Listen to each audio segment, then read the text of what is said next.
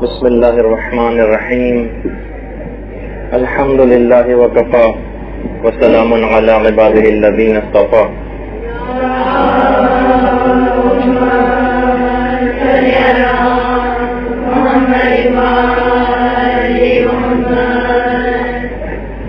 آج سے پہلے ہماری جتنی بھی موضوعات پر اب تک گفتگو ہوئی ہیں ان میں سے ضروری نہیں تھا کہ جس موضوع پر ہماری گفتگو ہوئی ہو اس کی ہر شخص کو ضرورت بھی ہو. بینکنگ کے مسئلے آپ کی خدمت میں عرض کیے گئے. آپ میں سے ہو سکتا ہے کہ ایک بڑی تعداد کا کوئی بینک اکاؤنٹ ہی نہ ہو. میراث کے مسئلے بہت زیادہ ڈسکس ہوئے. ہو سکتا ہے کہ براہ راست اتنا زیادہ تعلق آپ سے ان مسائل کا نہ رہا ہو. اور بہت سے اور موضوعات کے اندر بھی ایسے مسائل ڈسکس کیے گئے کہ جن سے سب لوگوں کا براہ راست تعلق نہ ہو. لیکن آج ایک ایسے موضوع پر گفتگو کا ارادہ ہے کہ ہم میں سے موجود ہر شخص کوئی بھی اس سے مستثنا نہیں ہے، بلکہ ہم کیا نہ کوئی نبی مرسل، نہ امام، نہ فرشتے، ان سب کو ایک نہ ایک دن موت آنی. موت موضوع ایک لحاظ سے دیکھا جائے دنیاوی اعتبار سے تو ذرا خوفناک قسم کا، لیکن یہ خوفناک اس وجہ سے ہے کہ اس کی حقیقت سے لوگ ناواقف ہیں. اچھا، یہ ایک ایسا موضوع ہے کہ لوگوں نے اماموں کا انکار کیا، پیغمبروں کا انکار کیا، حتیٰ کہ خدا تک کا انکار کر دیا، لیکن آج تک کوئی شخص ہمیں ایسا نہ ملا کہ جس نے موت کا انکار کیا. خدا تک کا انکار کرنے والے موت کی حقانیت کے قائل. تو اس لحاظ سے آپ کو چاہے مسلمان ہو یا کافر، کوئی بھی شخص اس سے مستثنا نہیں ہے. اور سب کو معلوم ہے کہ وہ جگہ جہاں پر ہزاروں لاکھوں اور لامتناہی ایک زندگی گزارنی ہے، وہاں کے متعلق ایک اندازہ یہ ہے کہ جو ہمارے جتنی نشستیں ہوں گی اس موضوع پر، شاید ظاہر ہے کسی نہ کسی عدد کو منتخب کر کے تو اس موضوع کو ختم کرنا ہے نا، تو شاید 25 سے 30 نشستیں ہماری اس موضوع پر ہوں گی، تقریباً 1.5 گھنٹے کی. تو اگر بہت بھی اگر ہم نے اس موضوع پہ کلام کیا تو شاید 50-60 گھنٹے، اس سے زیادہ نہ ہو. لیکن وہ زندگی کی جو ہمیشہ ہمیشہ کی زندگی ہے اور ہمیشہ ہمیشہ جہاں رہنا ہے، اس کے لیے اتنی دیر بھی بولنا یہ کچھ بھی معنی نہیں رکھتا. ہمارا ارادہ یہ ہے کہ یہ جو آپ کا سیمسٹر ہوگا موت کی تفصیلات سے متعلق، اس کو کوشش کریں گے کہ اس انداز کا رکھیں کہ مرحلے وار ہر شخص کو اس کے اندر ظاہر ہے کہ مبتلا ہونا ہے، تو لمحہ بلمحہ مرحلے وار کیا کیا کن کن چیزوں کا سامنا کرنا پڑے گا، کیا کیا چیزیں فیس کرنی پڑیں گی، مشکلات سے بچنے کے طریقے کیا ہیں، آسانی کے ساتھ ان تمام مراحل کو پا جائیں ہم، اس کے طریقے کیا ہیں، کس طریقے سے آسانی کے ساتھ ان مرحلوں کو طے کر لیں. یہ ایک ایسی چیز ہے، ایک ایسا پرچہ ہے جو آؤٹ کر دیا گیا. سوالات بھی بتا دیے گئے ہیں، جوابات بھی بتا دیے گئے ہیں، بس اس کے اوپر اس انداز سے عمل کرنے کی دیر ہے کہ جو ہم آگے چل کر ذکر کرنے والے ہیں اپنی آئندہ نشستوں میں. اچھا، ہم بات اس سلسلے میں یہ کہ موت کے سلسلے میں لوگوں کا جو کانسیپٹ ہے اور لوگوں کے دماغ میں رحمت خدا سے دوری اور شدت عذاب کا جو ایک خاص کانسیپٹ بن گیا ہے، چاہے وہ حقیقت سے بہت زیادہ دور نہ صحیح، لیکن شدت سے مبالغہ آمیز ضرور ہے. ہم نے وہ عذاب سن رکھے ہیں جس کی وجہ سے ہم مایوس ہوتے ہیں اپنی آخرت سے، کہ جو مثلا یزید کے لیے مخصوص ہیں، یا جو مثلا صدام حسین کے لیے مخصوص ہوں گے یا جو مثلاً فرعون اور حامان ان لوگوں کے لیے مخصوص ہیں.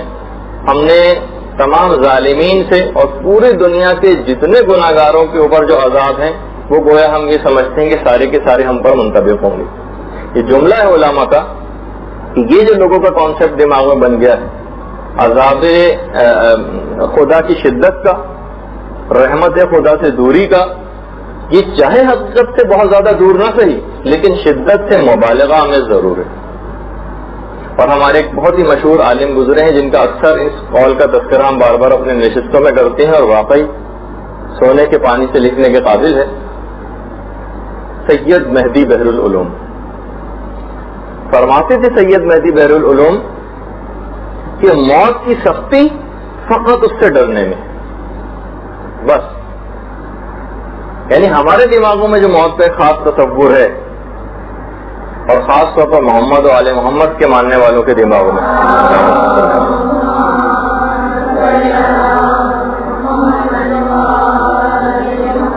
ان کے دماغوں میں تو یہ کانسیپٹ آنا ہی نہیں چاہیے. گناہوں پر جری ہونے کے حوالے سے نہیں، ان کی اپنی ذاتی مومنانہ شان جو ہے اس کے مطابق یہ عرض کر رہا ہوں. اچھا اگر ہم یہ دیکھیں، ہم بعض اوقات غور نہیں کرتے. عام زندگی میں ہمیں جتنے بھی مظاہر ہم کو دیکھنے میں آتے ہیں وہ بہت زیادہ موت کے سلسلے میں وہ دیکھا جائے تو وہ موت کے مظاہر جن سے ہم سرسری انداز سے گزر جاتے ہیں. خزاں میں ٹوٹنے والے پتے، موت آ گئی ان کو، جو آپ کو پڑے ہوئے نظر آتے ہیں.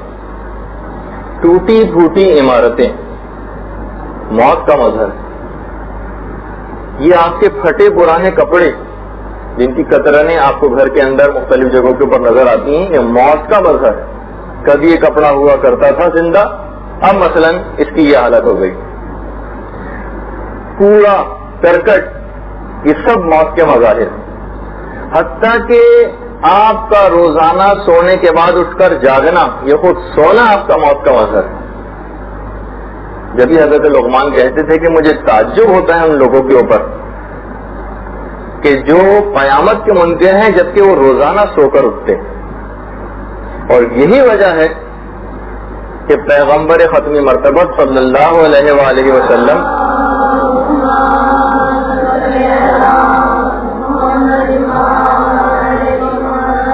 جب بھی سو کر اٹھتے تھے ہمیشہ پروردگار عالم کا شکر ادا کرتے تھے. پروردگار تیرا لاکھ لاکھ شکر ہے کہ تو نے مجھے موت سے زندگی عطا کی. یہ موت کا مظہر ہے یہ سونا بھی. کتنا ہی آپ نے دیکھا ہے کہ سونے والے ایسے ہوتے ہیں کہ جن کو پھر اٹھنا نصیب نہیں ہوتا. جب آپ سونے کے بعد دوبارہ اٹھ رہی ہیں تو گویا ایک نئی زندگی لے کر اٹھ رہے ہیں. اب انسان جو مرنے کے بعد دوبارہ زندہ ہو گیا ہو اس کو کس انداز کی زندگی گزارنی چاہیے. موت اور نیند میں کیا مشابہت ہے یہ انشاءاللہ ہمارے ایک آئندہ گفتگو کا بھی عنوان بنے گا کہ ان میں مماثلتیں کیا کیا. اچھا آج نسبتاً تمہیدی گفتگو ہوگی اور صرف ایک اسٹیپ ہم موت کی طرف آگے بڑھیں گے جو کہ ابھی آگے چل کر آنے والا ہے. اور پھر اس کے بعد آہستہ آہستہ تمام مراحل کو طے کرتے ہوئے بالآخر جنت میں جا پہنچیں گے. اور پھر جنت میں جانے کے بعد بھی تمام تر مصروفیات اس ہمیشہ ہمیشہ کی زندگی میں بھی کیا ہوں گی، یہاں پر ہماری گفتگو کا اختتام ہوگا. اچھا موت کی ابتدا کیسے ہوئی؟ روایات میں ملتا یہ ہے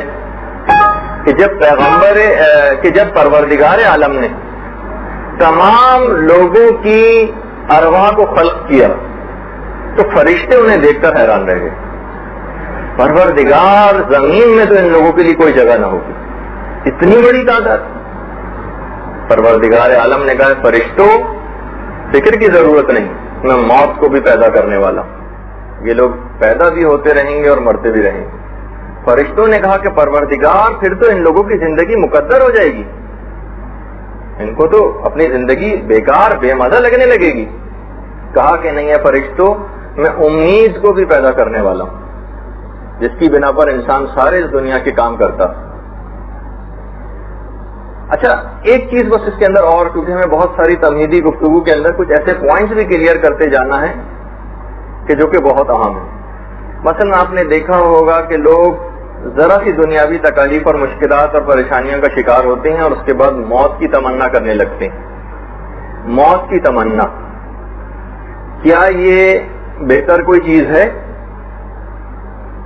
دیکھیے اس کے لیے بھی ایک حدیث پیغمبر اسلام سے مروی ہے. پیغمبر اسلام فرماتے ہیں کہ تم میں سے کوئی شخص بھی کسی مصیبت کی وجہ سے موت کی تمنا نہ کرے، بلکہ اگر دعا کرنا ہی ہو تو یہ دعا کرے کہ پروردگار اگر میری زندگی میرے لیے بہتر ہے تو مجھے زندہ رکھ، اور اگر موت میرے لیے بہتر ہے تو مجھ کو موت دے دے. چوتھے امام بھی یہی کہتے تھے نا کہ پروردگار جب تک میری زندگی تیری اطاعت میں بسر ہو مجھے تو زندہ رکھ، اور جب تو یہ دیکھے کہ میری زندگی شیطان کی چراگاہ بننے والی ہے تو مجھے موت دے دینا. تو بہرحال پیغمبر اسلام کی ایک اور حدیث اس سلسلے میں کہ تم لوگوں میں سے کوئی بھی موت کی تمنا نہ کرے، کیونکہ اگر تم زندہ رہو گے تو امید ہے کہ نیکیاں زیادہ کرو گے. ایک دفعہ پیغمبر اسلام کے ایک صحابی سعد ابن ابی وقاص، انہوں نے پیغمبر کے سامنے موت کی تمنا کی. پیغمبر اسلام نے کہا کہ اے سعد کیوں اس قسم کی دعا کرتے ہو؟ اگر اہل جنت میں سے ہو تم تو بھی زندگی تمہارے لیے بہتر ہے، یعنی تم اپنے درجات کو بڑھوا سکتے ہو، اور اگر تم اہل جہنم میں سے ہو تو جہنم میں جلدی کیوں جانا چاہتے ہو؟ تو اس لحاظ سے کبھی بھی کوئی شخص موت کی تمنا نہ کرے کسی بھی مشکلات اور پریشانی کے باعث. بلکہ یہ کہا جاتا ہے روایتوں میں کہ موت کی تمنا فقط اس وقت کرنا جب تمہیں اپنے عمل پر مکمل بھروسہ ہو، اور کیونکہ اپنے عمل پر کبھی بھی کوئی بھروسہ کر ہی نہیں سکتا، حتیٰ کہ پیغمبر اسلام نے بھی اپنے اعمال پہ بھروسہ نہ کیا تھا اور صرف رحمت خدا کو شامل حال رکھا تھا. تو کیونکہ کوئی شخص اپنے عمل پر بھروسہ نہیں کر سکتا لہذا کبھی بھی کوئی شخص موت کی تمنا نہ کرے، بلکہ اپنے لیے لمبی زندگی کی دعا کرنی چاہیے. جہاں تک روایات میں ملتا ہے کہ تم میں سب سے بہتر وہ ہے کہ جس کی عمر زیادہ ہو اور عمل اچھا ہو. جس کی عمر زیادہ ہو اور عمل اچھا ہو، تم میں سب سے بہتر شخص وہ ہے. نہ صرف یہ کہ ہم تھوڑی سی مشکلات اور پریشانیاں آئیں اور اس کے اندر ہم گھبرا جائیں. اور یہاں تک روایات میں یہ چیز ملتی ہے کہ پروردگار عالم کے نزدیک سب سے بہتر شخص وہ ہے جو اسلام میں بوڑھا ہوا ہو. یعنی جس طریقے سے ایک انسان ایک اچھی زندگی گزارتا جاتا ہے اسلام پر عمل کرتے ہوئے یہاں تک کہ وہ بوڑھا ہو جائے، اسلام پر عمل کرتے ہوئے وہ شخص بوڑھا ہوا ہو، اس سے بہتر کوئی شخص نہیں. کیونکہ بڑھاپے میں تسبیح، تکبیر اور تحلیل زائد ہو جاتی، انسان زیادہ سے زیادہ ذکر خدا کرنے لگتا. یہاں تک بھی روایات میں چیز آئی کہ بندہ مومن جس وقت مرنے والا ہوتا تو وہ دوبارہ دنیا میں آنے کی تمنا کرتا تاکہ دوبارہ زیادہ سے زیادہ ذکر خدا کر سکے. یعنی یہ سب چیزیں یعنی انسان کو ہمیشہ آگے ہی کی طرف اس سلسلے میں جانا ہے، کبھی بھی یہ نہ کرے کہ وہ مشکلات سے گھبرا کر اپنے لیے کچھ بد دعا کرنے لگے. اچھا ایک بات اور بتا دوں کہ جملہ ہے علماء کا تمام احادیث اور روایات سے اس کی تائید ہوتی ہے. ابھی تک آپ نے جتنی بھی زندگی گزاری اور اس میں جتنی بھی خوشیاں دیکھی ان میں سے کوئی بھی ایک بھی ایسی نہیں ہے کہ جس کو ہم کہہ سکیں کہ یہ خوشی. جملہ ہے کہ سب سے پہلی اور حقیقی خوشی صرف اور صرف انسان کو مرتے وقت حاصل ہوتی. بالکل اس کانسیپٹ کے برخلاف کہہ رہا ہوں کیونکہ جو آپ اب تک سنتی رہی. سب سے پہلی اور حقیقی خوشی یہ صرف اور صرف انسان کو مرتے وقت حاصل ہوگی. اچھا یہ کیسی خوشی ہوگی اور کیا ہوگا اس کی تفصیلات آگے آتی رہیں گی. اور یہاں تک اس بات کا تذکرہ ملتا ہے روایات میں اور پیغمبر اسلام سے بھی یہ مروی ہے روایت کہ وہ شخص اس کا شمار شہداء میں ہوگا جو روزانہ کم سے کم 20 مرتبہ موت کو یاد کرے. شہیدوں میں اس کا شمار ہوگا. اب دیکھیں کہ ہمارے ہاں تو اس کو بظاہر بڑی بدشگونی کی بات سمجھی جاتی ہے لیکن اسلام کا طریقہ کار اس سے بالکل الگ ہے. 20 مرتبہ جو کم سے کم, اچھا 20 کا عدد کوئی ایسا عدد نہیں ہے کہ جس کو محاورتاً عرب زبان میں استعمال کیا جاتا ہو. 3 ہوتا ہے, 70 ہوتا ہے, اس طرح کے بہت سارے آپ نے الفاظ دیکھے ہوں گے, 10 مرتبہ. لیکن بہرحال یہ 20 مرتبہ جو موت کو یاد کرے, اس کا مطلب اس عدد ہی کے اندر کوئی خصوصیت ہے. اور اس کے ظاہر ہے کہ وہ معنی بھی نہیں ہے کہ 20 مثلا موت موت موت اس طرح سے کر کے اس لفظ کو پڑھتے رہیں, بلکہ اپنی ہمیشہ آخرت کو مد نظر, جب کم سے کم ایک دن میں روزانہ 20 مرتبہ کوئی شخص موت کو یاد کرے گا تو کتنا اس کا عمل بہتری کی طرف جائے گا. یہ اس کے اندر ایک فلسفہ. کچھ علماء کا یہاں تک کہنا ہے کہ یعنی اب دیکھیے ان کانسیپٹ کے بالکل برخلاف بات کہہ رہا ہوں کہ 3 بری چیزیں بہت اچھی ہیں: موت, مرض اور فقر. فقر, فیق, آفرے, غربت. لوگ سمجھتے ہیں کہ یہ بہت بری چیزیں, یہ تینوں بری چیزیں بے انتہا اچھی. لیکن کس طرح سے اچھی ہیں یہ تو ظاہر ہے کہ یہ 30 ہماری گفتگو کے اوپر محیط ہو جائے گا.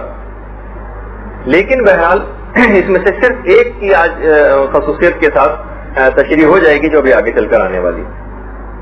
ایک عالم عارف نے ایک دفعہ ایک آدمی سے پوچھا کہ بتاؤ کہ کیا تم جنت کو پسند کرتے ہو؟ کہا کہ ہاں, جنت میں جانا کون پسند نہیں کرتا. کہا پھر موت کو محبوب رکھو کیونکہ مرے بغیر تم جنت کو حاصل نہیں کر سکتے. تو بہرحال دیکھیے یہ جو ذکر موت جس کو ہم بدشگونی سمجھتے ہیں, ابھی میں تفصیل میں نہیں جا رہا کہ رخصتی کی پہلی رات مولا کائنات کی جو باتیں ہوئی تھیں شہزادی کونین سے, اس کے اندر بھی صرف اور صرف موت اور آخرت کا تذکرہ تھا کیونکہ وہ اس کی حقیقت سے واقف تھے. تو بہرحال وہ اپنی جگہ پر گفتگو آئے گی. لیکن جس کو ہم بدشگونی کی بات سمجھتے ہیں وہ اتنی زیادہ مطلوب ہے کہ ہر شخص کے تقریباً ایمان میں یہ چیز دخیل سمجھی جاتی ہے کہ پیغمبر اسلام کے سامنے ایک دفعہ ایک شخص کی بہت زیادہ تعریف کی گئی کہ یا رسول اللہ وہ شخص اتنا اچھا ہے, یہ خصوصیت ہے, وہ خصوصیت ہے, اور لمبے چوڑے خلابے اس کے لیے ملائے گئے. پیغمبر اسلام نے فقط ایک سوال کیا کہ یہ بتاؤ کہ کیا تم نے کبھی اس اچھے شخص کے منہ سے موت کا تذکرہ سنا ہے؟ کہا کہ نہیں یا رسول اللہ, کبھی ہم نے موت اس کی زبان سے نہیں سنا. پیغمبر نے کہا پھر وہ شخص ایسا نہیں ہے جیسا تم کہتے ہو. تو دیکھیے جو شخص بھی ذکر موت زیادہ سے زیادہ کرے گا ہمیشہ ملتا ہے کہ 3 چیزوں کے انعامات اس کو فوری طور پر ملیں گے اور 3 خطرناک چیزوں سے خلاصی اس کی فوراً ہو جائے گی. پہلی جو چیز یہ ہے کہ اس کو توبہ کی جلد توفیق ہوگی, جو روزانہ موت کا ذکر کرے اور اس کو یاد رکھے اس کو جلد توفیق توبہ نصیب ہوگی. دوسری چیز اس کو قناعت کی دولت اس دنیا میں ملے گی, جس کے سامنے آخرت ہو وہ فقط اور فقط تمام نافرمانیوں کے ساتھ دنیا کمانے کا خیال بہت زیادہ اس کے دماغ میں نہیں آتا. قناعت پسندی کی صفت اس کے اندر پیدا ہوتی. اور تیسرا جو اس کو انعام ملے گا وہ یہ ہے کہ عبادت کی لذت اس کو حاصل ہوگی. جو آخرت کو بھلائے ہوئے ہوگا وہ اگر عبادت کو انجام دے بھی رہا ہوگا تو بہت بے دلی کے ساتھ اس کو وہ لذت عبادت حاصل ہی نہ ہو سکے گی. تو بہرحال یہ 3 انعامات اس کو فوراً ملیں گے. اور جو موت کے ذکر سے کنارہ کشی اختیار کیے رہے اس کو 3 عطاب اس دنیا میں فوراً ملیں گے. توبہ میں ٹال مٹول کرے گا, دراز لمبی لمبی امیدیں اس کو حاصل ہوں گی, 20 50 سال کے پلان بنائے گا, اور عبادت کی لذت سے یکسر محروم ہو جائے گا. تو آپ نے دیکھا کہ یہ ایک ایسا ذکر ہے کہ جس کے اندر بہت زیادہ اپنے آپ کو انوالو کرنا پڑے گا, ورنہ اس کے بغیر عمل آپ کا صحیح نہیں ہو سکتا. پیغمبر اسلام جب کسی ایسی محفل سے گزرتے تھے کہ جہاں پر بہت زیادہ ہنسی مذاق ہو رہا ہوتا تھا, ایک دفعہ گزر رہے تھے پیغمبر اور دیکھا کہ لوگ بہت گپ شپ کر رہے ہیں, ہنسی مذاق کر رہے ہیں. پیغمبر اسلام ان کے پاس آئے اور یہ نہیں کہا کہ تم کیوں کر رہے ہو گپ شپ یا ہنسی مذاق, بلکہ ایک چیز کہی کہ تم لوگ اس میں لذت توڑنے والی کسی شے کا اضافہ کیوں نہیں کر لیتے؟ لوگوں نے کہا کہ پیغمبر اسلام فرمائیے کون سی چیز ہے؟ کہا ذکر موت. کوئی بھی ایسی محفل جس کے اندر بہت زیادہ ہنسی مذاق ہو رہا ہو تو اس کے اندر اس لذت کو توڑنے والی چیز ذکر موت کو شامل کر دینا چاہیے. جس طریقے سے ایک دفعہ پہلے ذکر ہوا تھا، مثال تو اتنی اچھی نہیں ہے کہ انسان جب نیا نیا سگریٹ پینا یا سگار پینا شروع کرتا ہے تو اس کو بہت کڑوا محسوس ہوتا ہے، لیکن پھر اس کے بغیر اس سے رہا بھی نہیں جاتا جب اس کی عادت ہو جائے. تو اس انداز سے ہو سکتا ہے کہ شروع میں یہ ذکر بہت نامانوس سا کانوں کو لگے، لیکن بہرحال پیغمبر اسلام کی حدیث سے مبارکہ بھی ہے اور اپنے آپ کو سدھارنے کا ایک ذریعہ بھی ہے، تو ذکر موت کی طرف سے جانا پڑے گا. اور حب مال سے بھی اپنے دل کے اندر حب مال کو بھی کم کرنا پڑے گا، کہ جیسے کہ ایک شخص پیغمبر اسلام کے پاس جو کہ آیا تھا اور کہا تھا کہ یا رسول اللہ میں موت کو بالکل پسند نہیں کرتا. تو پیغمبر نے کہا کہ کیا تیرے پاس کچھ مال ہے؟ کہا پھر اس کو تو راہ خدا میں دے ڈال، کیونکہ مومن کا دل اپنے مال کے پیچھے ہوتا ہے. جس جگہ مال ہوتا ہے بس اس کے پیچھے پیچھے اس کا دل ہوتا ہے. تو جب تو عالم آخرت کی طرف اس مال کو بھیج دے گا تو تیرا دل خود بخود اس کی طرف راغب ہونے لگے گا. یعنی زیادہ سے زیادہ خدا کی راہ میں انفاق کرنا یہ خود موت کو اور آخرت کو یاد کرنے کا ایک ذریعہ بنے گا. اچھا، ایک جملہ اور پیغمبر اسلام نے بڑا عجیب کہا. دیکھیے آج میں نے کہا نا کہ ذرا تمہیدی گفتگو ہے، صرف ایک مرحلے میں ہم صرف داخل ہوں گے اور شاید ہی آج وہ مکمل ہو سکے. وہ بھی کہ پروردگار عالم سے دعا ہے پیغمبر اسلام کی. وہ کیا دعا ہے؟ اے پروردگار، جو شخص بھی میرے رسول ہونے کا اعتقاد رکھتا ہے تو موت کو اس کا محبوب بنا دے. کتنی عجیب و غریب، جو ہمارے لحاظ سے اگر دیکھا جائے تو بڑی بدشگونی کی بات نعوذ باللہ لگ رہی کہ جو کوئی بھی میرے رسول ہونے کا اعتقاد رکھتا ہے خدا موت کو اس کا محبوب بنا دے. اور اگر تم میری نصیحت یاد رکھو، پیغمبر اسلام فرماتے ہیں، تو موت سے زیادہ کوئی شے تمہیں محبوب نہیں ہونی چاہیے. اب علماء کا یہ جملہ ہے کہ حیف ہے صاحبان ایمان پر کہ جو دماغی طور پر تو امریکہ، کینیڈا اور سوئٹزرلینڈ کی تمنا تو دل میں رکھتے ہوں، لیکن اس جاویدانی جنت کی تمنا کوئی بھی مومن کے دل کے اندر نہیں پائی جاتی. افسوس کا مقام.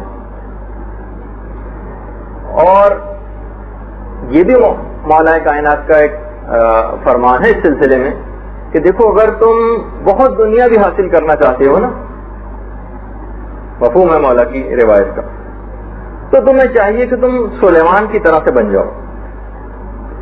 سلیمان یعنی ان کی اگر کبھی تفصیل میں جائیں تو کیا عظیم الشان سلطنت تھی سلیمان کی.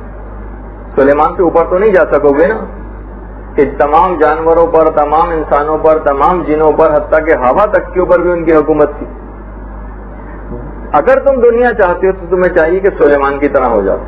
لیکن سلیمان نے بھی غذا کا آخری دانہ کھایا اور اپنے حصے کا آخری گھونٹ پیا اور اس دنیا سے رخصت ہو گئے. آج سلیمان کہاں ہے؟ ان کی حکومت کہاں چلی گئی؟ اس کو ہمیں مد نظر رکھنا پڑے گا کہ ہم دنیا کی طرف بہت زیادہ اگر متوجہ بھی ہوئے تو کہاں تک پہنچیں گے. یہ تو بہت ہی ایکسٹریم میں نے مولا نے بات بتائی کہ بہت ہوا تو تم سلیمان کی طرح سے ہو جاؤ گے. لیکن سلیمان کو بھی ایک دن مرنا تھا اور بالآخر وہ گئے. اور اس ایک روایت کے مطابق، جس کی سند کے متعلق معلوم نہیں کہ وہ اتنی روایت صحیح ہے یا نہیں ہے، لیکن بہرحال ایک روایت ملتی ہے کہ اس تمام دنیاوی جاہو جلال کے باعث کہ سلیمان نے اس کی خود تمنا کی تھی اس دنیا کو حاصل کرنے کے لیے، اس حکومت کو، چاہے وہ راہ خدا میں استعمال کرنے کے لیے کیوں نہ صحیح، تب بھی انبیاء میں جنت میں جانے والوں میں سلیمان سب سے آخر میں ہوں گے. اپنی اس خواہش کی وجہ سے، جو کہ کوئی بری اور حرام خواہش بھی نہ تھی، لیکن بہرحال دیگر انبیاء کی نسبت ان کے متعلق سے بات ملتی. بہت ہوا تو اچھا، اگر یہ تو سلیمان کی بات کی، اگر فاجر و فاجر لوگوں کے اندر دیکھیں تو ہارون رشید عباسی سے بڑی حکومت کسی کی بھی نہیں تھی. کتنی تھی ہارون رشید عباسی کی حکومت؟ پوری دنیا میں تقریباً قائم ہو چکی تھی. اور کتنی عمر تھی ہارون رشید عباسی کی؟ صرف 47 سال، 47 ایئرس. 47 سال میں باطل جہنم ہوا. اس سے بڑھ کر تو حکومت کسی کے پاس نہیں آئے گی نا. تو دیکھیے، جتنا ہم اپنے آپ کو دنیا کے اندر مبتلا کرتے جائیں گے، وہی حضرت لقمان کی جو وصیت اپنے بیٹے کے نام تھی کہ بیٹا، دنیا میں کسی موٹی بکری کی طرح سے نہ ہو جانا. یہ تو بڑا عجیب سا جملہ انہوں نے استعمال کیا کہ جس نے ایک ہرا بھرا سبزہ دیکھا اور دن اور رات اس سبزے کو کھانے میں مصروف ہو گئی یہاں تک کہ وہ موٹی تازی ہو گئی اور پھر یہی موٹاپا اس کے ذبح ہونے کا باعث بن گیا. لوگوں نے دیکھا بڑی موٹی تازی بکری ہے اور اس کو ذبح کر دیا. تو بہرحال انسان بہت زیادہ دنیا کی طرف اگر رغبت اختیار کرے تو نتیجہ بالآخر اس کے دماغ میں وہی رہنا چاہیے کہ کہاں جانا ہے. سید رضی الدین ابن طاؤس ہمارے ایک بہت بڑے عالم گزرے ہیں. وہ فرماتے ہیں کہ حضرت ادریس کے صحیفوں میں سے ایک صحیفہ تھا جس کا جملہ یہ تھا اس صحیفے کا کہ اے غافل انسان، اس وقت کو تو کیوں خیال میں نہیں لاتا کہ جب تیری پیشانی سے پسینہ جاری ہو جائے گا، تیرے ہونٹ ساکت ہو جائیں گے، تیری زبان بند ہو جائے گی اور تیری زبان اکڑ کر رہ جائے گی، تیری آنکھوں کی سیاہی پر سفیدی غالب ہو جائے گی، تیرے بدن پر کپکپی طاری ہو جائے گی، تیرے منہ سے جھاگ نکلنے لگے گا، لوگ تجھے بلائیں گے لیکن آپ ان کو کوئی جواب نہ دے سکیں گے، ایک نشان عبرت بنی ہوئی بستر پر پڑی ہوں گی. سید رضی الدین ابن طاؤس فرماتے ہیں کہ غافل یعنی حضرت ادریس کے صحیفوں میں سے ایک ہے کہ لوگوں کو مخاطب کر کے کہا ہے غافل انسان، اس وقت کو یاد کر کے جب پسینہ تیری پیشانی سے جاری ہوگا، تیرے ہونٹ سل جائیں گے، تیری زبان بند ہو جائے گی، زبان اکڑ کے رہ جائے گی، آنکھوں کی سیاہی پر سفیدی غالب آ جائے گی، تیرے بدن پر کپکپی طاری ہوگی، تیرے منہ سے جھاگ نکل رہا ہوگا، لوگ تجھے بلائیں گے لیکن تو جواب نہ دے سکے گا. اس وقت کیا ہوگا؟ اس وقت صرف دماغ میں یہ چیز آئے گی کہ ہائے افسوس، یہ میں نے زندگی کو کس دھوکے میں مصروف عمل کر کے رکھا. لیکن اب کیا ہے؟ مہلت ختم ہو گئی، آپ کا وقت پورا ہو گیا. وہ آنکھیں کہ جن کو ڈش، کیبل، ٹی وی اور عاشق و معشوق کی صورتیں دیکھنے سے فرصت نہ ملتی تھی، آج وہ باہر نکلی پڑی. زبان پر کیڑے چمٹ گئے. وہ زبان ہماری کی جو پان اور چھالیاں کترنے سے جس کو مثلا فرصت نہ ملتی تھی، آج وہ کیڑوں کی آماجگاہ بنی ہوئی. وہ جسم یعنی اس وقت تو آپ کو یاد کرنا ہوگا کہ وہ جسم جس کی ویکسنگ، تھریڈنگ اور میک اپ سے آپ کو فرصت نہ ملتی تھی، آج اس کے اوپر کیڑے چمٹے ہوئے ہیں. کیڑے اس جسم کو چاٹ رہے ہیں. آپ کا گوشت اور آپ کی جلد، اس کو کیا ہوا جس کا آپ اتنا خیال رکھتی ہیں؟ آپ کی وہ آنکھوں کا پانی کدھر چلا گیا؟ آپ کے گھر آپ کے بغیر بھی آباد رہیں گے. آپ کے شوہر آپ کے مرنے کے بعد دوسری شادی کی فکر میں ہو جائیں گے. آپ کے وہ بچے جن کے لیے آپ نے رات و دن ایک کیا ہوا ہے، ایک بمشکل ایک آدھ دن رونے کے بعد سکون کی نیند سو رہے ہوں گے. آپ کے جسم کو وہ مٹی کھا جائے گی قبر کی، اور کھا جاتی ہے، لیکن اس وجہ سے کہ ہم بھول ہی گئے تھے کہ ہمیں کبھی مرنا بھی. ہم نے فقط اپنی دنیا آباد کی تھی، آخرت برباد کی تھی، اور آبادی سے ویرانے کی طرف جانا کوئی پسند نہیں کرتا. یہ پیغمبر اسلام فرماتے ہیں. حضرت امام حسین علیہ الصلوۃ والسلام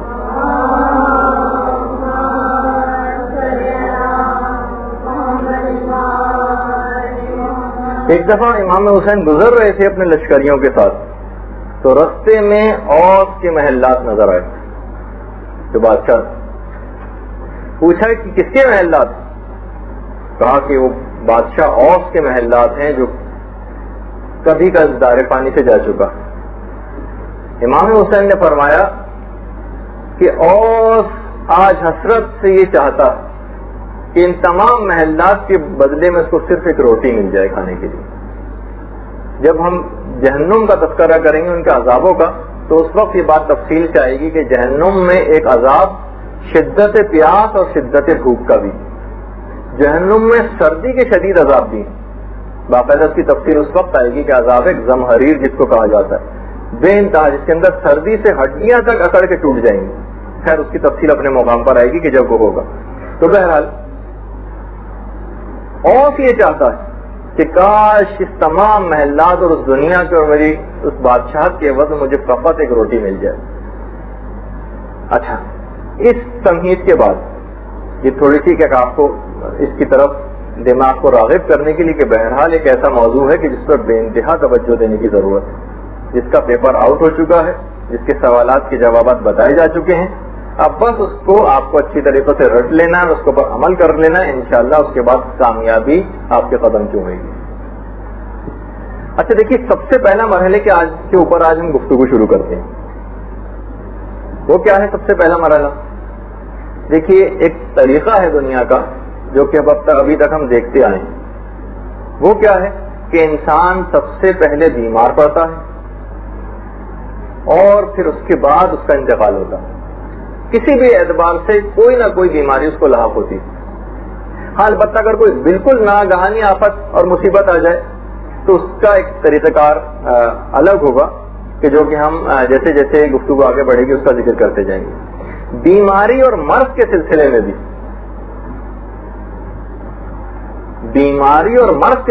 بھی اچھا، اس میں بالکل واضح میری آواز آپ کو آ رہی ہے؟ دیکھیے، اکثر بہت سارے الفاظ ایسے ہوتے ہیں کہ جو ہمیں اس کے مطابق کہنے پڑتے ہیں کہ جو لوگ سمجھتے ہیں۔ مثلا جیسے ہم کہتے ہیں فقہ، جبکہ اصل لفظ ہے فقہ، لیکن ظاہر ہے کہ لوگوں کو سمجھانے کے لیے ہو سکتا ہے فقہ کہیں تو سمجھ بھی نہ آئے تو فقہ کہنا پڑتا۔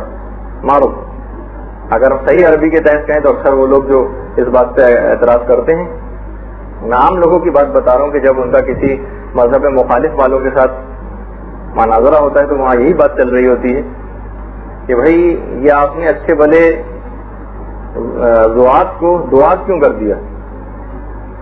کہنے کے بلکہ ایک صاحب مذاق میں کہہ رہے تھے دوسرے کے کہ مثلا اگر آپ کی بیوی بیمار پڑ جائیں تو آپ وہ یہ تھوڑی کہیں گے کہ نامعلوم یہ کہاں سے، مثلا خود آپ یہ تھوڑی کہیں گے نامعلوم یہ موذی مرض کہاں سے میری بیوی کے پیچھے لگ گیا۔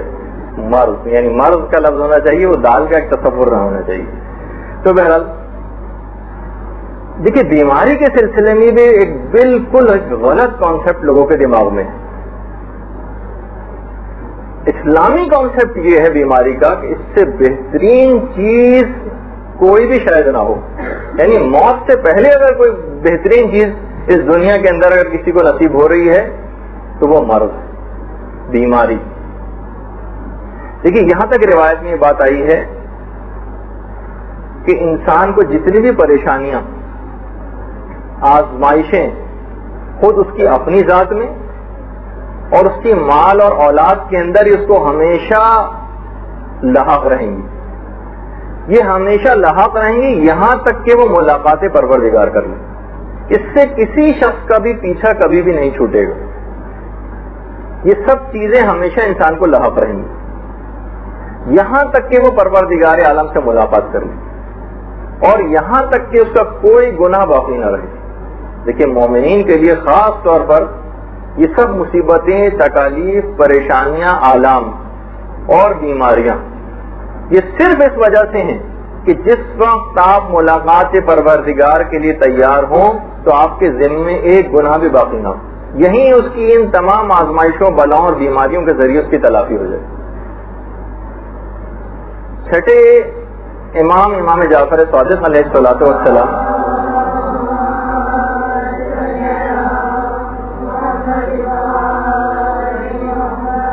کے فرزند تھے حضرت اسماعیل، کہ وہی اسماعیل ہیں کہ جن سے بعد میں اسماعیلی فرقہ بنا اور لوگوں نے ان کے مرنے کے بعد ان کو امام مانا۔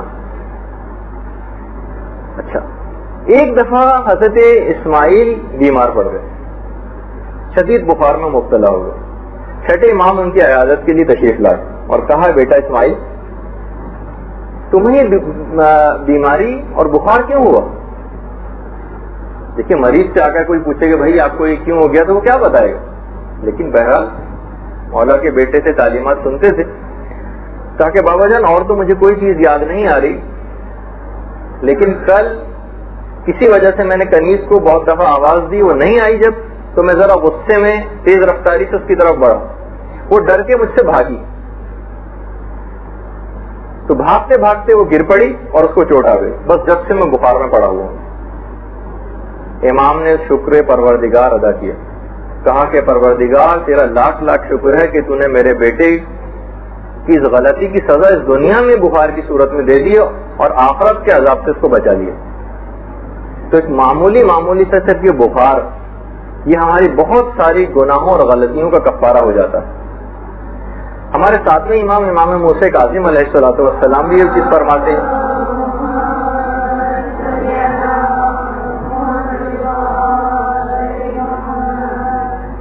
فرماتے ہیں کہ پروردگار عالم یہ کہتا ہے کہ اے میرے فرشتوں، جب بھی پروردگار کسی بیماری میں کسی شخص کو مبتلا کرتا ہے تو فرشتوں کو مخاطب کر کے کہتا ہے کہ اے فرشتوں، خبردار میرے بیمار بندے کا کوئی گناہ نہ لکھنا.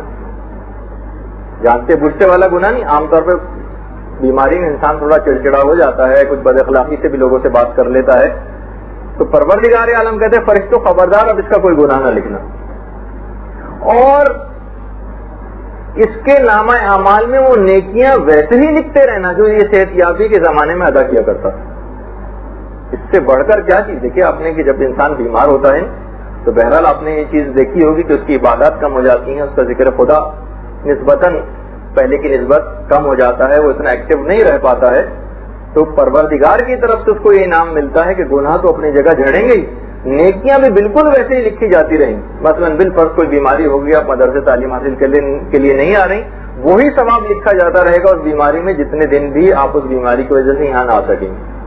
تو اس لحاظ سے اگر آپ دیکھیں تو مومن کے لیے پروردگار کی طرف سے ہر اس چیز کے اندر صرف بھلائی اور خیر ہی خیر. اچھا، یہ بھی چیز ہو سکتا ہے کہ آپ نے نسبتاً سنی ہو، جو بہت ہی مشہور کہ آخر یہ جو بیماری ہے کیا یہ ہمیشہ سے ہے؟ بہرحال ایک روایت یہ ہے کہ بیماری کا وجود حضرت ابراہیم سے پہلے نہیں تھا. ابھی ہم اس کی تجزیہ و تحلیل اس روایت کا نہیں کرنا، لیکن بہرحال ایک روایت ہے کہ وہ ہوتا یہ تھا کہ لوگ بیٹھے بیٹھے مر جاتے تھے. تو حضرت ابراہیم نے پروردگار سے دعا کی، پروردگار کوئی تو ایک ایسی نشانی مقرر ہونی چاہیے، کوئی تو ایک ایسی چیز مقرر ہونی چاہیے کہ جس سے لوگوں کو پتہ چلے، وہ توبہ وغیرہ کر سکیں، کوئی ایسی انڈیکیشن ہو، نشانی ہو. تو پروردگار عالم نے پھر مرض کو خلق کیا، بیماری. اور پھر اس کے بعد یعنی ایک ایسی چیز ہے، علماء کا کہنا یہ کہ بیماری ایک ایسی چیز ہے جس کو انبیاء نے دعا کے ذریعے حاصل کیا ہے. اس کو کوئی برا نہیں سمجھنا چاہیے. تھوڑا سا یہ کانسیپٹ اور پھر اس کے بعد اس کی مزید تفصیلات میں ہم آ جائیں گے. لیکن اس کا فائدہ اتنا زیادہ ہے کہ پیغمبر اسلام یہ فرماتے ہیں اگر کوئی شخص اس دنیا کے اندر بخار میں مبتلا ہوتا ہے تو گویا جہنم کی آگ کا وہ حصہ جو آخرت میں اس کے لیے تھا اس کے گناہوں کے باعث وہ اس کو اس دنیا ہی کے اندر مل جاتا ہے. یہ بخار، یہ گرمی جو اس کے جسم کے اندر پیدا ہو رہی ہے، یہ جہنم کی آگ کا وہ حصہ ہے جو اس کے گناہوں کے عوض تھا. اب آخرت میں اس کو کوئی عذاب جہنم برداشت نہ کرنا پڑے گا. اور چوتھے امام یہ بات بہت تاکید کے ساتھ فرماتے تھے کہ دیکھو بخار بہت ہی اچھی بیماری اور بخار کے عوض ہر شخص کا کے جتنے بھی عضلات اور اس جسم کے اندر ہیں، جسم کے حصے، ان سب کو بلا اور مصیبت کا ایک حصہ مل جاتا ہے. جسم کے ہمارے جتنے بھی حصے ہیں بخار کے ذریعے ان سب کو ایک بلا اور مصیبت کا حصہ مل جاتا ہے. اور چوتھے امام ایک عجیب بات آگے چل کے فرماتے ہیں کہ بخار کے نہ ہونے میں کوئی بھلائی نہیں. دیکھیے آج میڈیکل سائنس بھی یہی بات کہتی ہے، وہ کہتی ہے بخار خود کوئی بیماری نہیں ہے، یہ تو مختلف اندرونی بیماریوں کی انڈیکیشن. جب بھی بہت اچھے اسپیشلسٹ جو ہوتے ہیں کبھی بھی بخار اتارنے کی دوا نہیں دیتے، وہ اس کا جو اصل مرض کا جو کاز ہے اس کو ٹریٹ کرتے ہیں اور منع کرتے ہیں اپنے جونیئر ڈاکٹرز کو بھی کہ بخار اتارنے کی کوئی دوا اس کو نہ دی جائے، خود بخود بخار اترے گا اگر اصل کاز تک آپ پہنچ جائیں. امام بھی یہ فرماتے ہیں کہ بخار کے نہ ہونے میں کوئی بھلائی نہیں. اور چھٹے امام جعفر صادق علیہ الصلوۃ والسلام میں فرماتے ہیں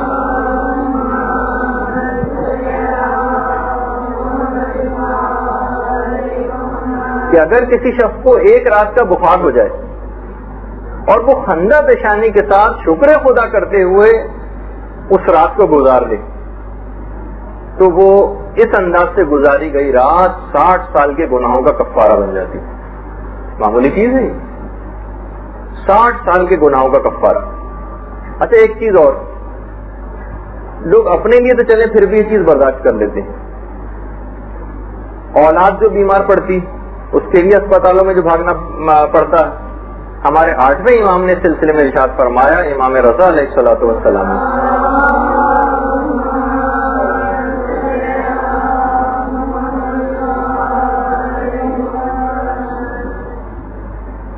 کہ جب تک بیمار رہیں گے.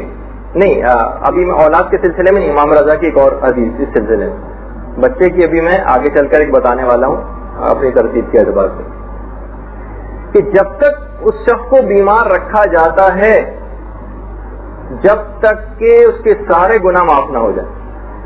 کہا جاتا ہے نا کہ بھئی بہت سے بوڑھے افراد بیماری کو اتنا طول کھینچ گئی، ان کی بڑے بڑے امراض ان کو لاحق ہو گئے، لیکن اس کی ایک وجہ یہ ہوتی ہے کہ جب تک ان کے گناہ باقی رہتے ہیں جب تک انہیں بیمار رکھا جاتا ہے، اور جیسے ہی ان کے بیماری کے بعد سارے گناہ اس بیماری کے ذریعے معاف ہو جاتے ہیں، بس پھر اس کے بعد ان کو موت آ جاتی ہے، یہاں تک کہ وہ رحمت خدا کا مشاہدہ کرتے ہیں. اور چھٹے امام کی ایک اور حدیث اس سلسلے میں یہ ہے کہ ایک رات کا جو سر کا درد ہے وہ کبیرہ کے علاوہ تمام صغیرہ گناہوں کا کفارہ. صرف ایک سر کا درد ایک دفعہ. اور یہاں تک بھی پیغمبر اسلام نے فرمائی یہ چیز کہ اگر کوئی شخص اس بیماری کے بعد زندہ رہ گیا تو بھی اس نے ایک معاف شدہ زندگی اب وہ گزارے گا، پچھلے اس کے ذمے کوئی گناہ باقی نہ رہے گا. اور اگر اسی بیماری کے اندر اس کا انتقال ہو گیا تو بھی وہ مرحوم و مغفور ہو کر اس دنیا کے ساتھ اس دنیا سے اٹھے گا. اصل میں وہ بچوں کے سلسلے میں جو بات تھی وہ مولا کائنات نے ارشاد فرمائی تھی. مولا کائنات فرماتے ہیں کہ بچوں کی بیماری والدین کے کبیرہ گناہوں کا کفارہ ہے، یعنی اس تک کے اندر آپ کو فائدہ مل رہا ہے. اور پیغمبر اسلام نے تو بیماری کے متعلق ایک بہت ہی عجیب و غریب بات ارشاد فرمائی کہ ہر بندے کا پروردگار عالم کے پاس ایک خاص مقام ہے جسے وہ کسی عبادت کے ذریعے حاصل نہیں کر سکتا. تو پروردگار عالم اس کو ایک ایسی بیماری میں مبتلا کر دیتا ہے جس کو میرا بندہ ناپسند کرتا ہے، جس کو وہ بندہ ناپسند کرتا ہے، یہاں تک کہ اس خاص مقام پروردگار کو وہ بندہ مومن حاصل کر لیتا ہے. یعنی ایک ایسی چیز، ایسی بیماری کسی کو بھی بظاہر ویسے پسند نہیں آ رہی ہوتی، اور اس کا تقاضا بھی نہیں کیا گیا کہ آپ بہت بیماری کو پسند کرنے لگے اور اس کا علاج نہ کریں. کہا کہ نہیں، وہ دل سے اس کو ناپسند کرتا ہے، لیکن اس خاص بیماری میں جب وہ صبر اور شکر پروردگار انجام دے گا اور خدا کی طرف سے ایک آئی ہوئی چیز سمجھ کے اس کو برداشت کرے گا تو وہ اس خاص مقام کو حاصل کر لے گا جو کسی عبادت کے ذریعے حاصل نہ کر سکا. اور یہاں تک علماء کا کہنا ہے کہ جو آپ کو بیماری بظاہر نظر آ رہی ہوتی ہے نا، یہ آپ کے حقیقی تندرستی کا ایک پیغام ہے. اچھا، آپ نے دیکھا ہوگا، ایک مشاہدہ ہوگا آپ کا کہ بیمار شخص خدا کو زیادہ یاد کرتا ہے، آخرت کی فکر نسبتاً اس کو ہو جاتی. جب بھی بیماری کو ایک صابن بھی کہا گیا ہے کہ جسم سے وہ تمام روحانی میل کچیل اور غلاظتوں کو صاف کر کے لے جاتی، تو بجائے اس کے کہ انسان ہائے افسوس کی صدائیں بلند کرنے لگے، بلکہ جملے ملتے ہیں کہ بیمار کو جو چیز کہنی چاہیے، یا شافی اس کو کہنا چاہیے، یا صبورو اس کو کہنا چاہیے، الحمدللہ اللہ کل حال اس کو کہنا چاہیے. یعنی جو بیمار اگر کوئی شخص ہو جائے تو بجائے اس کے کہ اس قسم کے جملے وہ استعمال کرے جس میں افسوس اور پریشانیوں کا اظہار کیا گیا، وہ صرف ذکر خدا کو اور حمد خدا کو اس انداز سے پورا کرنا چاہیے. دیکھیے، علماء کا ایک جملہ اور بھی کہ پروردگار عالم نے ہماری یہ جانیں جو ہے نا کہ جنت کے عوض میں خرید لی، ہمارا سودا ہو چکا، دام ہمارے لگ چکے. آپ دیکھتی ہیں کہ آج کل ٹی وی کے اوپر بہت زیادہ اس کا بھی شہرا ہوتا ہے کہ ماڈلز ہوتی، جب ان سے ایک چیز طے پا گئی پروڈیوسر کی تو وہ جس طریقے سے چاہے، اجرت طے ہو چکی، جس طرح سے چاہے اٹھائے بٹھائے، دھوپ میں کھڑا رکھے، بار بار اس کو چلائے، آگے کرے پیچھے کرے. اب اس کو کہنے کا حق نہیں ہے کچھ کہ میرے ساتھ کیوں کیا جا رہا ہے، اجرت طے ہو چکی. اور دیکھی ہوگی جب کوئی شخص بیمار ہوتا ہے تو اس کی عبادتیں ریاکاری سے پاک ہوتی. صحت مندی کے اندر تو ہو سکتا ہے کہ اس کی عبادت کے اندر کچھ ریاکاری ہو، بیمار شخص کبھی بھی ریاکاری سے کام نہیں لیتا اور اس کی عبادت میں اخلاص آ جاتا ہے. ایک چیز آپ نے اور غور کی ہوگی کہ جس وقت بھی کوئی بیماری آتی ہے نا تو آپ نے دیکھا ہوگا کہ وقت ذرا ٹھہر سا جاتا ہے، وقت کاٹے نہیں کٹتا. ایک ایک رات بیماری کے اندر گزارنا ایک پہاڑ کی طریقے سے معلوم ہونے لگتا ہے. علماء کا کہنا ہے کہ یہ وقت گویا آپ کے لیے ٹھہرایا جاتا ہے، یہ آپ کو ایک سوچنے کا ایک وقت مہیا کیا جاتا ہے کہ اب بھی اپنی حالت زار اور آئندہ زندگی کے متعلق غور و فکر کرو. دیکھیے آپ جاب سے آپ فارغ ہو جاتی ہیں, گھر والے آپ کو کام نہیں کرنے دیتے, بیماری میں آپ کے لیے وقت ٹھہر سا جاتا ہے, وہ بہترین موقع ہے اپنے متعلق غور و فکر کرنے کا. تو اس لحاظ سے اگر دیکھا جائے تو بیماری میں خیر ہی خیر. بیماری ایک عجیب واعظ ہے, ایک عجیب مرشد ہے, اور ایک عجیب ناصح ہے. یہ نصیحت کرنے والی ایک چیز ہے. اچھا, صحت مندی میں اگر جب آپ دیکھتی ہیں تو بڑی انسان لمبی لمبی اور دراز امیدیں قائم کرتا ہے صحت مندی کے عالم میں, اور جب انسان بیمار ہوتا ہے تو وہ کتنی کوتاہ امید ہو جاتا ہے, اس کی امیدوں کا گراف کتنا زیادہ نیچے چلا جاتا ہے. حب دنیا بھی ایک بیمار آدمی کے اندر سے کم ہو جاتی ہے. اچھا, اتنی بات میں اور بتا دوں, کبھی بھی ان چیزوں سے گھبرائیے گا نہیں. کوئی سی بھی بیماری آ جائے, کوئی سی بھی پریشانی آ جائے, بلکہ دنیا کی ہر جو کمی ہے نا یہاں پر, اس کی تلافی آخرت میں یقیناً ہوگی. کہا جاتا ہے کہ جو شخص کسی ایسی بیماری میں مبتلا ہو جائے کہ وہ نابینا ہو جائے, آپ جنت کی جب تفصیلات آئے گی تو اس کے اندر سنیں گے کہ جو یہاں دنیا کا نابینا ہے, آخرت میں جنت میں پہنچنے کے بعد اس شخص پر خصوصی اکرام یہ ہوگا کہ تمام جنتیوں کی نسبت سب سے زیادہ دور تک دیکھ سکے گا, لاکھوں میل کروڑوں میل دور تک کا مشاہدہ کر سکے گا. وہاں جا کر اس کی بینائی اتنی قوی ہو جائے گی, دنیا کی اس کمی کی تلافی آخرت میں کس انداز سے ہوگی. اسی اعتبار سے جتنے بھی, اس سے بھی کوئی نہ گھبرائے کہ اگر کسی شخص کی بھی شادی کسی بھی وجہ سے اس دنیا میں نہیں ہو پاتی تو آخرت کے اندر ان کو حضرت مریم کا جو مقام ہے جنت میں وہاں پر رکھا جائے گا.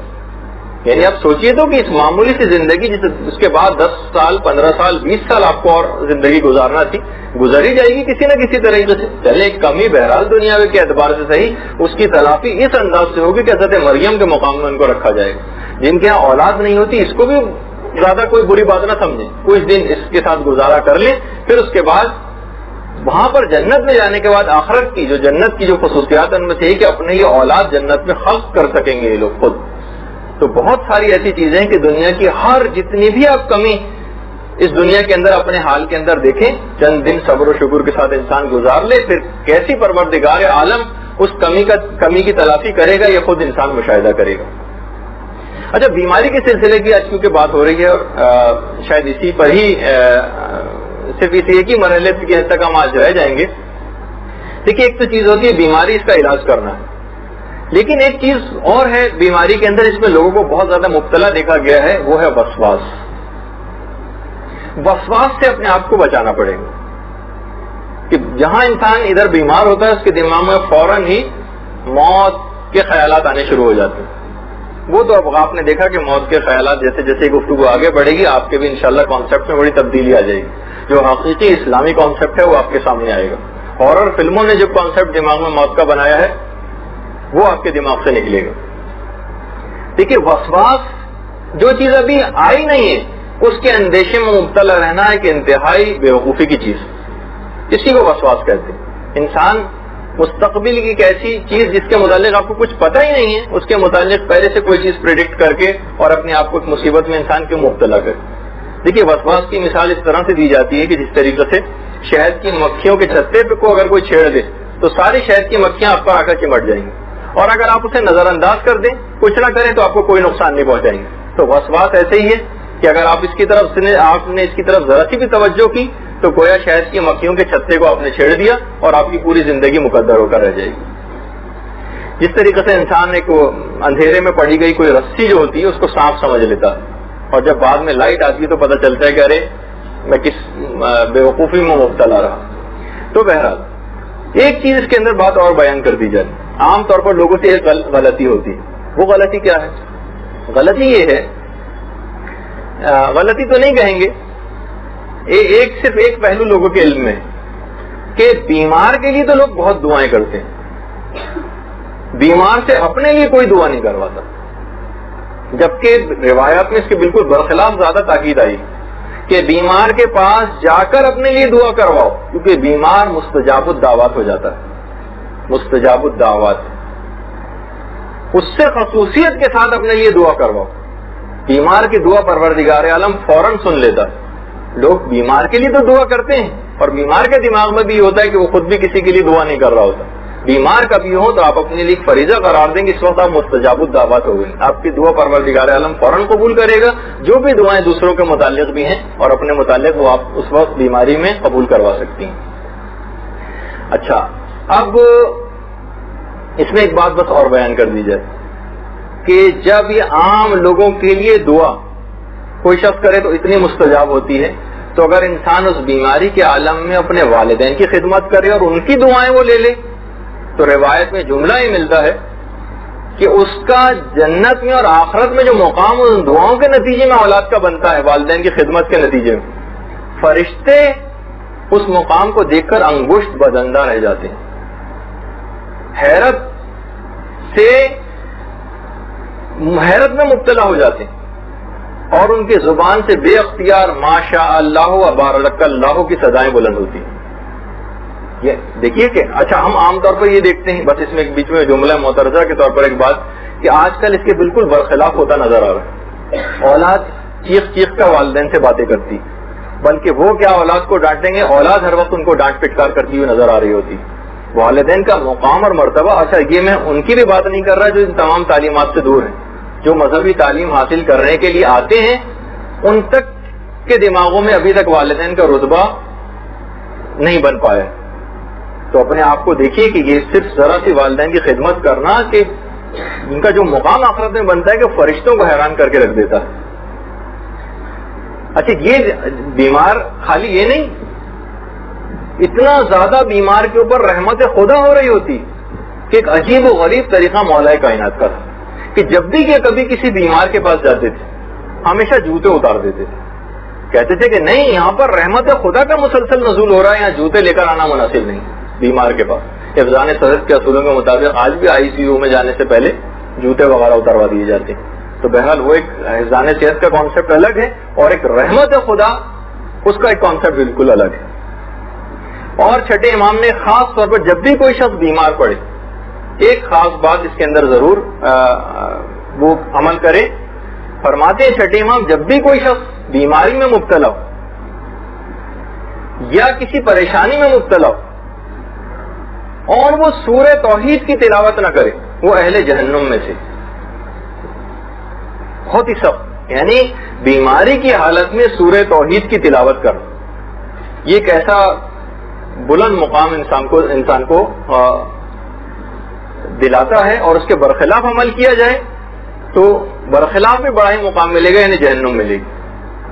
یعنی یہاں تک چھٹے امام نے سلسلے تو بیماری کی حالت میں علل خصوص یہ آپ نوٹ کر کے رکھیں کہ سورہ توحید کی تلاوت ضرور کرنی ہے بیماری یا پریشانی کے عالم میں۔ اچھا لوگ عام طور پر گھر میں اگر کوئی بیمار ہو جائے تو لوگ اس کو بہت ہی مشکل کے اندر اپنے آپ کو مصیبت میں تصور کرنے لگتے ہیں اور اس کی عیادت کرنے میں، حتیٰ کہ تھوڑا سا بھی انسان اگر بوڑھا وغیرہ ہے تو ان کے دماغ میں یہی ہوتا ہے کہ مثلا ہم نے دیکھا ہے کہ ساس سسر جو بیچارے بالکل بیڈ ریڈن ہیں تو عام طور پر دماغوں میں کانسیپٹ یہی ہوتا ہے کہ بس ان کی موت کا ہی فقط انتظار کیا جا رہا ہوتا ہے، ان کی عیادت ان کو پتہ ہی نہیں چل رہا ہوتا لوگوں، کیونکہ لوگ ان کی اس چیز سے ناواقف ہیں۔ یہاں تک روایت میں ملتی ہے چیز کہ اگر کوئی شخص کسی مریض کی عیادت کرے، اس کی دیکھ بھال کرے، اور دیکھ بھال فقط ایک رات بھی اگر کسی نے کسی مریض کی دیکھ بھال کر لی تو آخرت میں اس کو حضرت ابراہیم خلیل اللہ کے ساتھ مشہور کیا جائے گا۔ دیکھیے تو کہ ان چیزوں کے ثواب کیا کیا، اور جو شخص بھی کسی مریض کی آ کر عیادت کرتا ہے اور اس کی دیکھ بھال کرتا ہے، مثلا آپ کے گھر میں بھی اگر خدا نخواستہ کوئی بیمار ہو جائے اور اس کی دیکھ بھال آپ کو کرنی پڑے، اس کو اسپتال لانا لے جانا پڑے، اس کے لیے راتوں کو اٹھنا پڑے، اس کے جسم کی صفائی کرنی پڑے، یا جو بیماری کے لیے جو چیزیں ضروری ہوتی ہیں وہ کرنی پڑے، تو کہا جاتا ہے کہ اس شخص کے 70 ملین نیکیاں نامہ اعمال میں اس کے لکھ دی جاتی ہیں۔ 70 ملین یہ ثواب الاعمال میں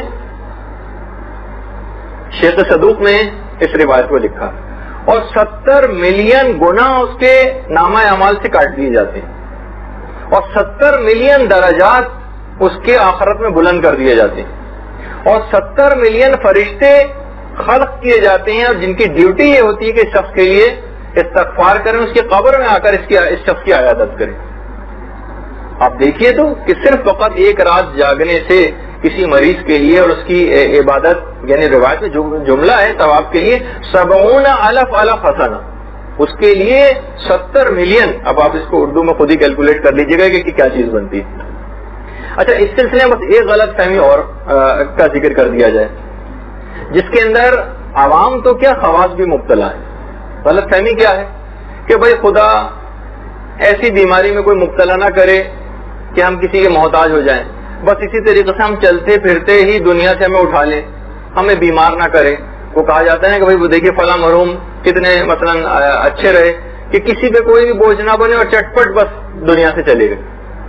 یہ عوام کیا خواص یعنی جو دینداری کی سوچ رکھتے ہیں ان کے بھی دل و دماغ کے اندر یہ چیز خیال ہے کہ بلا تکلیف اور بلا مرض دنیا سے چلے جائیں. جی نہیں، یہ ایک بہت بڑی نعمت سے محرومی، اس کی دعا کبھی بھی کوئی شخص نہ کرے. بہت ساری چیزیں ہیں کہ جو ایسے شخص کو ہاتھ سے نکل جائیں گی. مثلا بیماری میں مبتلا ہو کر مرنے سے ایک فائدہ یہ ہوتا ہے، سب سے پہلی تو چیز ہے توبہ کا موقع ہاتھ آتا ہے. توبہ ناگہانی طور پر جو چٹپٹ دنیا سے چلا جائے اس کے پاس تو تھوڑی موقع آئے گا توبہ کا. بیماری میں انسان مبتلا ہوتا ہے اور اس کے بعد اس دوران اس کو توبہ کا موقع ہاتھ آتا ہے اور وہ توبہ کر کے اور رحمت خدا سے فیضیاب ہوتا ہے. جب یہ مرض کو برید الموت کہا جاتا ہے، موت کا قاصد. اب یہ انڈیکیشن آ گئی ہے، ویسے موت کے چند قاصد اور بھی ہیں جو ہم آگے چل کر ذکر کریں گے اپنی، لیکن اس کے اندر سے ایک مرض اور بیماری بھی. دوسری چیز، اگر کوئی شخص کسی کے دماغ میں خیال ہے کہ میں بس دنیا سے فوراً چلا جاؤں، وہ یہ ہے کہ اس میں ایک بہت بڑا نقصان یہ ہوگا وہ بغیر وصیت کے دنیا سے جائے گا. جبکہ مرض میں مبتلا ہونے والا شخص کے پاس اس بات کا موقع ہاتھ آ جاتا ہے کہ وصیت کر کے جائے. وصیت جس کے متعلق حدیث میں ہے من مات بغیر وصیہ مات میتۃ جاہلیہ، جو شخص بغیر وصیت کے اس دنیا سے جائے وہ ایسی ہی جیسے جہالت کی موت مرا. تو اگر کوئی ناگہانی طور پر اس میں مبتلا ہوگا اور اچانک اس کو موت آ جائے گی تو بہرحال یہ توفیق اس کے ہاتھ سے نکل جائے گی. وہ یہ چیز. تیسری چیز یہ کہ اس شخص کے بیماری میں مبتلا ہونے کی وجہ سے جو گناہ معاف ہونے تھے اس سے یہ والا ثواب کو وہ حاصل نہیں کر سکے گا. وہ جو ملتا ہے نا چھٹے امام کی بھی روایت کہ ایک رات کا بخار 1 سال کی عبادت کا ثواب دلواتا ہے، 2 سال کا بخار 2 سال کی عبادت کا ثواب دلواتا ہے، اور 3 رات کا بخار، 1 رات کا بخار 1 سال کی عبادت کا ثواب، 2 رات کا بخار 2 سال کی عبادت کا ثواب، اور 3 رات کا بخار 70 سال کی عبادت کا ثواب دلواتا ہے. ناگہانی جو شخص موت کے اندر مبتلا ہوگا، جب یہ ایکسیڈنٹل موت اتنی اچھی نہیں سمجھی گئی، بہرحال پروردگار کی طرف سے اگر لکھی گئی ہے اور اس کے اندر اس کے لیے کوئی خیر اور خوبی کی کوئی بات ہے وہ ایک الگ چیز، لیکن بیماری کے اندر انسان کو ان تمام چیزوں کا موقع مل جاتا ہے. تو بہرحال ایک اور فائدہ جو اس کے اندر فائدہ حاصل ہوتا ہے مرض میں مبتلا ہو کر مرنے سے، کہ دوسروں کو بھی مریض فائدہ پہنچا کر جاتا ہے. خاص طور پر یہ جو عیادت کرنے والے جو آ رہے ہوتے ہیں ان کو یہ فائدہ ہوتا ہے کہ ہر قدم جو عیادت کے لیے اٹھا رہے ہوتے ہیں اپنے گھر سے نکل کر مریض کی طرف آنے کے لیے، ایک ہر قدم پر ہزار نیکیاں ان کے نام اعمال میں لکھی جاتی ہیں. جبکہ ناگہانی طور پر جو شخص بھی اس کے اندر مبتلا ہوتا ہے وہ ظاہر کا عیادت کرنے والے بھی اس ثواب سے محروم ہو جاتے ہیں. اب دیکھیے بہت سے لوگ ان کا مرزا غالب والا کانسیپٹ اگر کسی کا ہو تو ایک الگ بات ہے، پڑ گئے بیمار تو کوئی نہ ہو تیماردار، اور اگر مر جائیے نوحہ خواہ کوئی نہ ہو.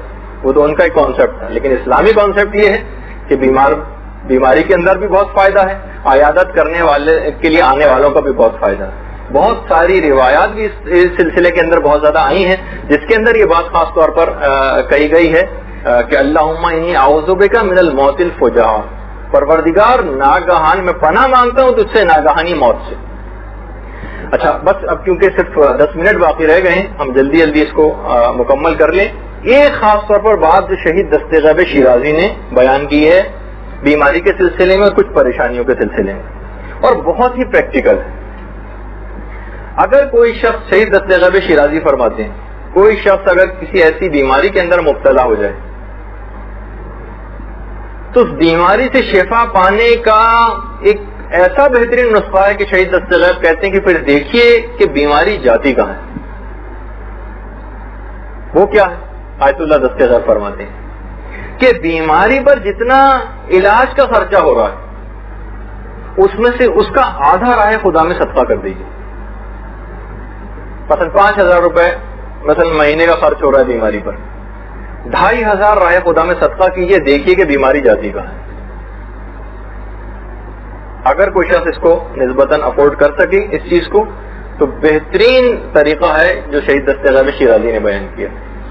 اور کچھ روایات اس کے ذیل میں ہیں جس سلسلے میں یعنی شہید دست غیب شیرازی نے خود سے نہیں روایات سے اخذ کیا ہے, بلکہ کہا کہ اگر کوئی شخص کسی ایسی مصیبت اور پریشانی کا شکار ہو جائے, کسی ایسی مصیبت اور پریشانی کا شکار ہو جائے کہ جس کے سامنے پیسے کی کوئی حقیقت نہ ہو. بھائی بہت ساری ایسی واقعتاً گھروں کے اندر پریشانی آ جاتی ہیں کہ جناب ہم پورا گھر اپنا بیچ دیں گے, لیکن یہ جو عزت پہ سب بات آ گئی ہے, فلاں چیز ہو گئی, اس سے بڑھ کر تو کوئی چیز نہیں ہے, پیسہ ہمارے لیے کوئی حقیقت نہیں ہے اس مصیبت اور پریشانی کے سامنے. شہید دست غیب شیرازی فرماتے ہیں, جو کہ امام معصوم نے اپنے ماننے والوں کو ایک خاص واقعے میں اس کی تاکید کی تھی, جتنا آپ کے پاس پیسہ ہے اس کا 1/3 راہ خدا میں دے دیجیے, وہ مصیبت و پریشانی یوں چٹکی بجاتے حل ہو جائے گی. لیکن یہ آپ خود جج کر سکتا ہے کوئی بھی شخص کہ اس وقت اس پریشانی کے مقابلے میں مال کی حیثیت زیادہ ہے یا اس پریشانی کی زیادہ ہے. اگر پریشانی کی اہمیت مال سے زیادہ ہو تو 1/3 راہ خدا میں دے دیجیے. لوگ آئے تھے امام کے پاس اور ڈاکوؤں کا شدید خطرہ تھا, ڈاکوؤں کا حملہ ہونے والا تھا, اور جو مال تھا باقاعدہ اس کی پوری تفصیل ہے کہ جس میں امام نے کہا کہ تم 1/3 راہ خدا میں دے دو, اور پھر وہ کس طریقے سے اس مصیبت سے بچے. لیکن دیکھیے ایک بات اور, یہ جو مصیبتیں تکالیف اور پریشانی آج آپ نے اچھا خاصا سن ہی لیا کہ ان سے بالکل بھی گھبرانا نہیں چاہیے, تو قدم قدم پہ آپ کو فائدہ پہنچاتی. وہ جو شعر بھی ہے نا کسی شاعر کا, کس کشتی ہستی کو طوفان ہی مبارک تھا, گرداب حوادث کے آغوش میں ساحل تھا. یعنی جو ہماری کشتی ہستی ہے نا اس کے لیے طوفان ہی مبارک ہے. یہ نہ سمجھیے اس کے لیے طوفان ہی زیادہ سازگار ہے, اس کی جلا اور نمو اس ہماری روح کی فقط اور فقط مشکلات اور پریشانیوں میں ہی ہوتی. گرداب حوادث کے آغوش میں ساحل تھا, یعنی جتنے بھی یہ مصیبتیں پریشانیاں ہوتی ہیں ان کے آغوش میں, ان کے درمیان میں ہی ان کے اندر ساحل پوشیدہ ہوتا ہے. عافیت اسی کے اندر ہوتی ہے, انسان بس سمجھتا نہیں. اچھا اب دیکھیے ابھی جو ہم ذکر کر رہے تھے عیادت کا, ائمہ علیہم السلام جب بھی کوئی شخص بیماری سے نسبتاً صحتیابی حاصل کرتا تھا اس کو ایک نئی بھرپور زندگی گزارنے کے سلسلے میں مبارکباد دیتے تھے کہ پچھلے سارے گناہ تمہارے ختم ہو گئے, اب بالکل تم اس طرح سے جس طرح بطن مادر سے پاک و پاکیزہ پیدا ہوئے تھے تم اس طرح سے پیدا ہوئے ہو. باقاعدہ بیماروں کو صحتیاب ہونے کے بعد مبارکباد ائمہ آ کر دیا کرتے تھے, اب نئے سرے سے زندگی کو شروع کرو. ایک بات جو آخری رہ گئی ہے وہ یہ ہے کہ مریض جو اب آپ کی ذمہ داری, مریض جب بھی کوئی شخص ہو جائے وہ ہمیشہ اپنے لیے فقہی مسائل کو صحیح طور پر معلوم کرے عبادت کو انجام دینے کے لیے.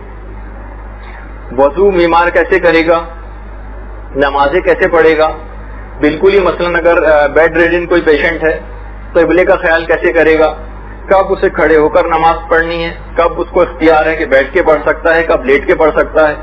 بہت سارے ایسے مسائل ہوں گے کہ جسم پر مثلا پٹی بندھی ہوئی ہے اس وقت وضو جبیرہ کا موقع ہوتا ہے, اس کے مسائل کیا ہیں. غسل اگر اس کے اوپر واجب ہو اور وہ بیمار ہو اور تو وہ غسل جبیرہ کس طرح سے کرے گا. مثلا کیتھیٹر جسم کے اندر پاس ہوا ہے عبادت کو کیسے انجام دے گا. پردے کے مسائل کیا ہیں محرم و نامحرم کے سلسلے میں ڈاکٹر کے. لباس اگر اس کا نجس ہے یا جسم اس کا نجس ہے اور پاک نہیں ہو سکتا تو وہ عبادت کو کیسے کرے گا. ڈرپ مثلا لگی ہوئی ہے اس کا عبادت نمازوں کے سلسلے میں ادائیگی میں یا وضو میں کوئی رکاوٹ وہ چیز ہے یا نہیں. عام طور پر یہ دیکھا گیا ہے کہ مریض بیمار ہونے کے بعد عبادات سے ہاتھ کو اٹھا لیتے. اچھے اچھے دیندار لوگ بھی اپنی نمازوں کو اور واجبات کو قضا کرتے. دیکھیے یہاں تک یہ جملہ ملتا ہے نا, وَعْبُدْ رَبَّكَ حَتَّى يَأْتِيَكَ الْيَقِينُ, اپنے رب کی اتنی عبادت کرو یہاں تک کہ تمہیں موت آ جائے. یہاں پر یقین موت کے مترادف معنوں میں علماء نے استعمال کی, یعنی بالکل آخری وقت تک, مرتے وقت تک عبادت خدا انجام دینی. اور ہمیں اس کے بالکل برخلاف نظر آتا ہے. لوگ بیماری کے اندر عبادات کو ترک کر دیتے ہیں. یہ اس بات پر خاص طور پر توجہ دینے کی ضرورت ہے کہ جس پر رحمت خدا نازل ہو رہی تھی وہی نافرمانی خدا اگر کرنے کا مرتکب ہو جائے اور اسی نافرمانی کی زندگی گزارتے ہوئے اس کو موت آ جائے تو یہ کوئی اچھی موت بیمار کے لیے شمار نہیں ہوگی. تو بہرحال اس کو کوشش کرنی چاہیے کہ ان تمام چیزوں کی معلومات سے اب اگر ہم ان تمام چیزوں کی تفصیل میں اگر چلے جائیں گے جو کہ ہم اپنے مقامات پر اکثر اوقات کے اندر بیان کر بھی چکے ہیں یہاں پر بھی, لیکن جو بھی بیمار ہو اس کی کم سے کم ذمہ داری ہے کہ ان چیزوں کا استفسار علماء سے اپنی حالت کے مطابق دیکھ کر کرتا رہے اگر اس کی معلومات اتنی زیادہ نہیں. لیکن بہرحال وہ یہ نہیں کر سکتا کہ اپنی عبادتوں کو اس طریقے سے ضائع کرتا رہے.